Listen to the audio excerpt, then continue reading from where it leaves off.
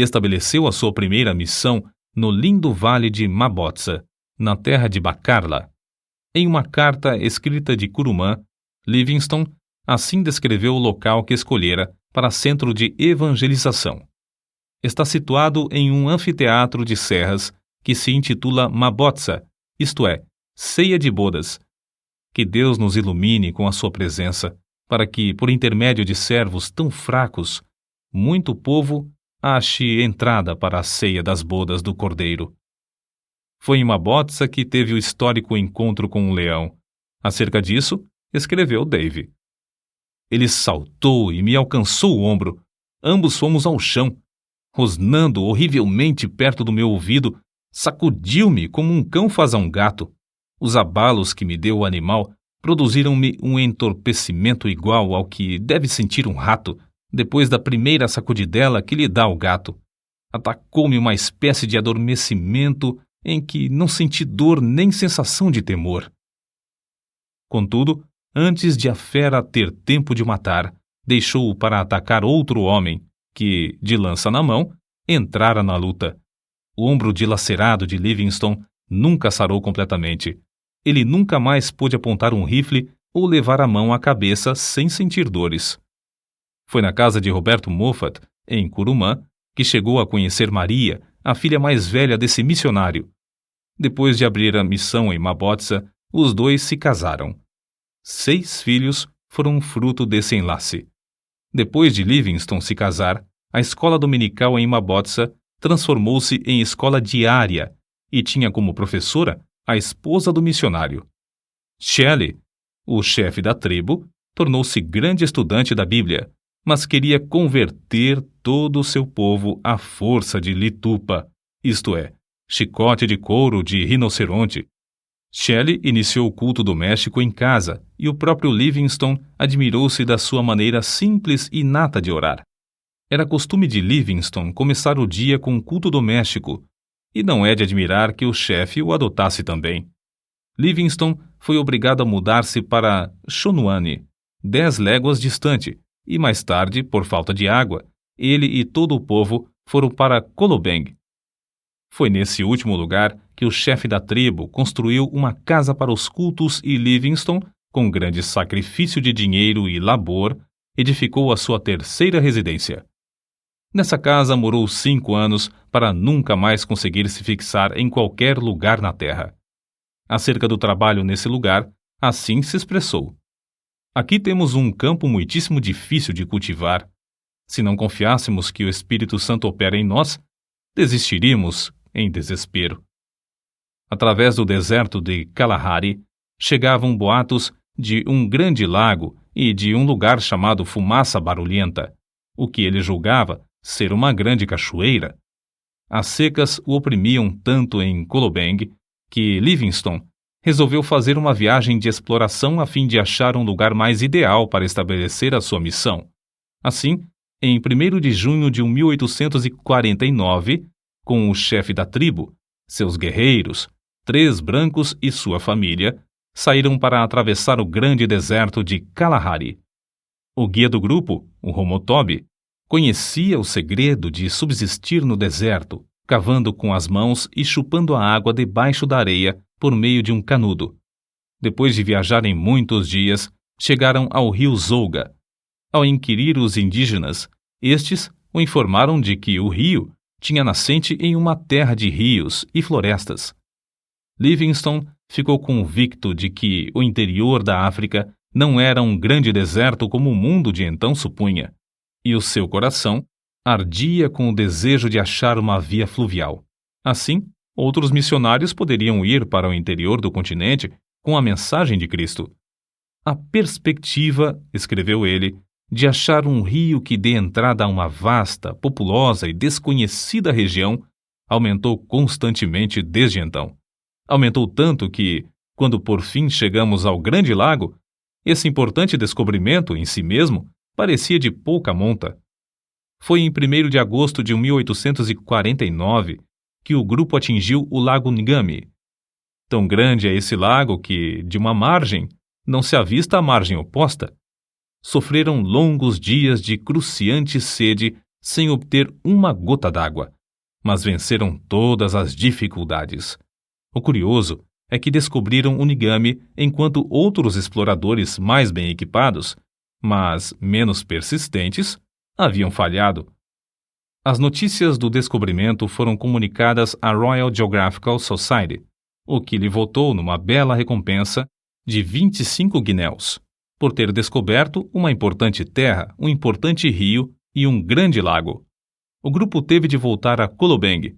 Depois de alguns meses, porém, iniciou novamente viagem para o lago Nigami.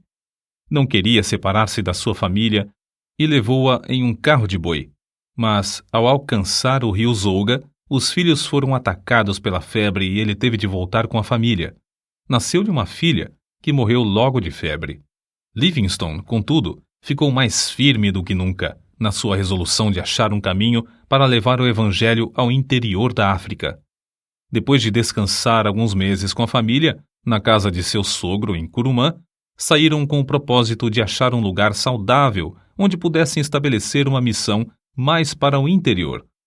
Foi nessa viagem, em junho de 1851, que descobriu o maior rio da África Oriental, o Zambeze, rio do qual o mundo de então nunca ouvira falar. No seguinte trecho que Livingstone escreveu, descobre-se algo do que tinham de sofrer nessas viagens. Um dos assistentes desperdiçou a água que levávamos no carro e à tarde tínhamos apenas um restinho para as crianças.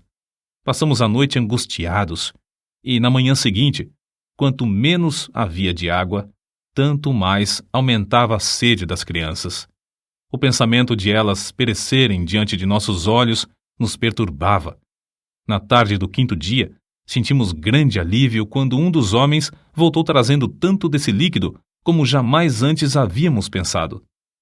Livingstone, convicto de que era a vontade de Deus que saísse para estabelecer outro centro de evangelização, e com indômita fé de que o Senhor supriria todo o necessário para cumprir a sua vontade, avançava sem vacilar. Depois de descobrir o rio Zambeze, Livingstone veio a saber que os lugares saudáveis eram sujeitos a serem saqueados em qualquer tempo por outras tribos. Só nos lugares infestados de doença e febre é que se achavam tribos específicas. Resolveu, portanto, enviar a esposa para descansar na Inglaterra enquanto ele continuava as suas explorações, a fim de estabelecer um centro para a obra de evangelização.